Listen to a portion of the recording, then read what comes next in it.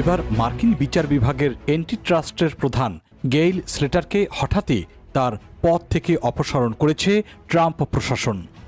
প্রায় 1 বছর ধরে তিনি এই বিভাগের নেতৃত্বে ছিলেন, আর এখন তার অপসারণকে প্রশাসনিক বিরোধের দীর্ঘ প্রতীক্ষিত সমাপ্তি হিসেবে দেখা হচ্ছে। ঘনিষ্ঠ দুটি সূত্র সিএনএনকে জানিয়েছে, স্লেটারকে এই সপ্তাহের মধ্যেই বাধ্য হয়ে পদ ছাড়তে হয়েছে। যদিও বৃহস্পতিবার সামাজিক যোগাযোগ মাধ্যম এক্সে তিনি দাবি করেছেন নিজ ইচ্ছাতেই পদত্যাগ করেছেন গেইল স্লেটার। কিন্তু ভেতরের খবর বলছে, গত কয়েক মাস ধরেই তার সঙ্গে অ্যাটর্নি জেনারেল পাম বন্ডি ও হোয়াইট হাউসের কর্মকর্তাদের সঙ্গে সম্পর্ক মোটেও ভালো ছিল না। যদিও গেইল পদত্যাগের পর বন্ডি এক বিবৃতিতে বলেছেন, আমরা গেইল স্লেটারকে ধন্যবাদ জানাই অ্যান্টিট্রাস্ট বিভাগে তার সেবার জন্য, কারণ তিনি ভোক্তা সুরক্ষা, বাজারে প্রতিযোগিতা ও অর্থনৈতিক সুযোগ বৃদ্ধিতে কাজ করেছেন।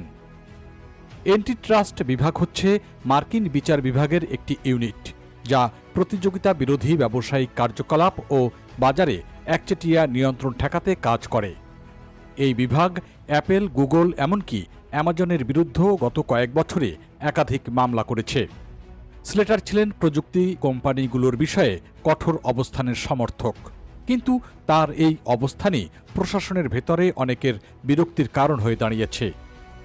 কারণ এই কোম্পানিগুলোর অনেক নেতাই প্রেসিডেন্ট ট্রাম্পের ঘনিষ্ঠ মহলে প্রভাবশালী। হোয়াইট হাউসের মধ্যে দ্বন্দ্ব প্রকাশ্যে আসে গত ডিসেম্বর মাসে, যখন প্রেসিডেন্ট ডোনাল্ড ট্রাম্প ওয়াকভিউ গ্রুপ এর সহ প্রতিষ্ঠাতা টিম লুইকে পূর্ণ ও নিঃশর্ত ক্ষমা করে দেন। এই মামলাটির নেতৃত্বে ছিলেন গেইল স্লেটার নিজেই। তখন স্লেটার বলেছেন, আসামি সরকারি দরপত্র প্রক্রিয়া কারসাজি করে নিজ কোম্পানিকে সুবিধা দিয়েছেন এবং করদাতাদের ক্ষতিগ্রস্ত করেছেন। এই মন্তব্যের পর থেকেই হোয়াইট হাউসের সঙ্গে তার সম্পর্ক আরও খারাপ হতে থাকে। এক্সের এক পোস্টে স্লেটার লিখেছেন, অত্যন্ত দুঃখ ও আশাবাদ নিয়ে আমি আজ আমার পদ ছাড়ছি।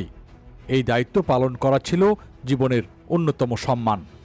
বিচার বিভাগের একাধিক কর্মকর্তার মতে এই সিদ্ধান্ত প্রশাসনিক স্বাধীনতার ওপর আঘাত হিসেবেও দেখা যেতে পারে, বিশেষ করে যখন অ্যান্টিট্রাস্ট বিভাগকে সামনে রাখা হয়েছে। নেটফ্লিক্স ওয়ার্নার ব্রস ডিসকভারি চুক্তির মূল্যায়নে, যেখানে নেটফ্লিক্স কিনতে চায় ওয়ার্নার ব্রো স্টুডিও এবং এইচবিও, আর সেখানে প্যারামাউন্ট চাইছে সেটি আটকে দিতে। এ বিষয়ে এনবিসি নিউজকে দেওয়া এক সাক্ষাৎকারে প্রেসিডেন্ট ট্রাম্প বলেছেন, আমি এতে জড়াবো না, বিচার বিভাগই এটি দেখবে। কিন্তু মাত্র 1 সপ্তাহ আগে প্যারামাউন্টের সিইও ডেভিড এলিসন হোয়াইট হাউসে গিয়ে ট্রাম্পের সঙ্গে গোপনে বৈঠক করেছেন, যা আরও প্রশ্ন তুলছে প্রশাসনের নিরপেক্ষতা নিয়ে। আর এমন খবরে বেশ কয়েকজন সিনিয়র আইনজ্ঞ বলছেন, অ্যান্টিট্রাস্ট নীতিতে প্রেসিডেন্টের হস্তক্ষেপ ব্যবসায়িক ন্যায্যতা নষ্ট করেছে। বিশ্লেষকদের মতে এটি শুধু প্রশাসনিক পরিবর্তন নয়, বরং ট্রাম্প যুগে বিচার বিভাগের স্বাধীনতা ও কর্পোরেট প্রভাবের লড়াইয়ের প্রতিচ্ছবি।